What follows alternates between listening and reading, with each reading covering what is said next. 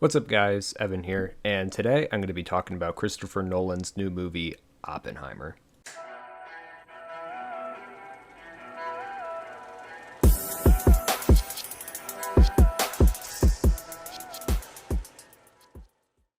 So, after careful consideration, I've decided to review Oppenheimer here on the channel, but before I get into the review, I want to just make it perfectly clear that I stand with the actors and writers who are currently on strike right now. And because of the strike, I've been debating over the last week or so whether I want to discuss movies coming out post strike. I've been kind of leaning towards not discussing new releases quite as much. But that being said, Oppenheimer was my most anticipated movie of the year. Really, my most anticipated movie since The Batman came out last year's. And, on top of that, Nolan's my favorite director of all time. So I really did want to discuss this movie because it does mean a lot to me personally. So that with that in mind, let's just hop into it. So let me just start by saying that this movie is unlike anything Hollywood has really made recently. Nolan especially specializes in being able to play with time in a way that no other director really does on that same level.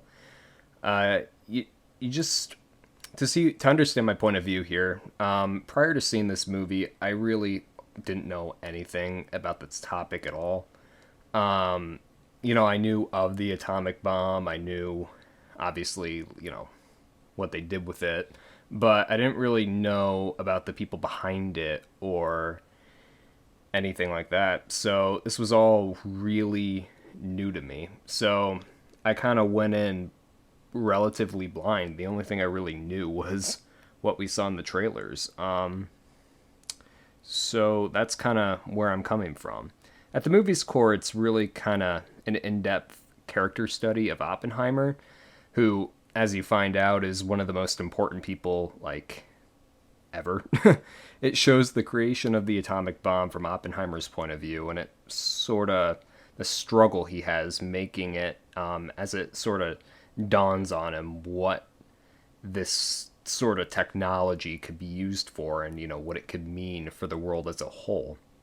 The story itself starts off as just a race against the Nazis to make powerful weapons of mass destruction, but then it sort of strays from that, as Oppenheimer himself realizes that this is becoming more than just a way to end the war. And the movie ends by showing all the new uses for this technology that he helped create. And it doesn't really show this technology in a very positive manner. Like, you leave that theater kind of being almost scared in a way, which feels weird to say.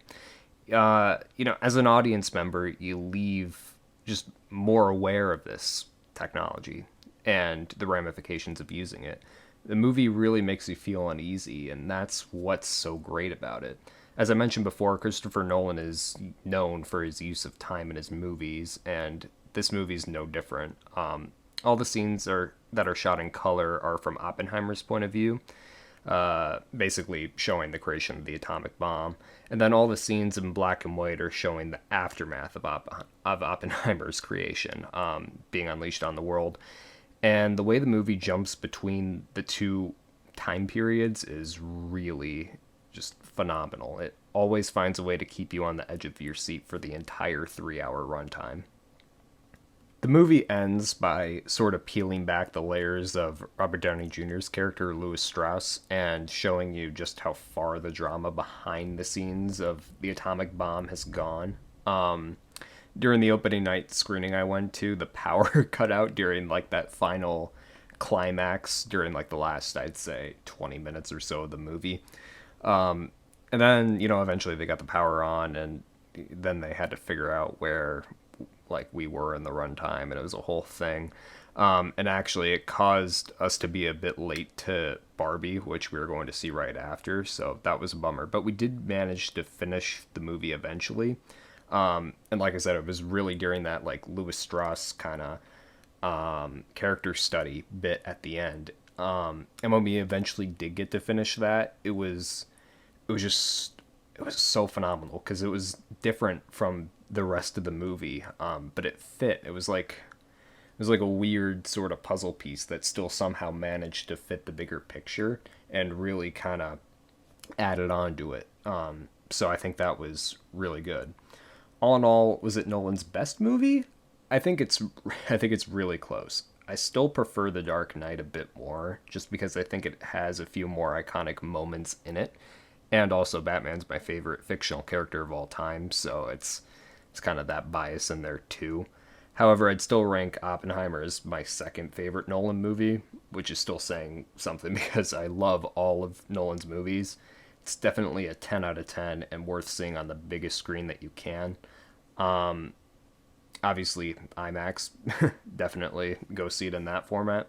But yeah, that's all I have for this video. Thank you all for watching. Comment, like, and subscribe, and I will see you in the next one.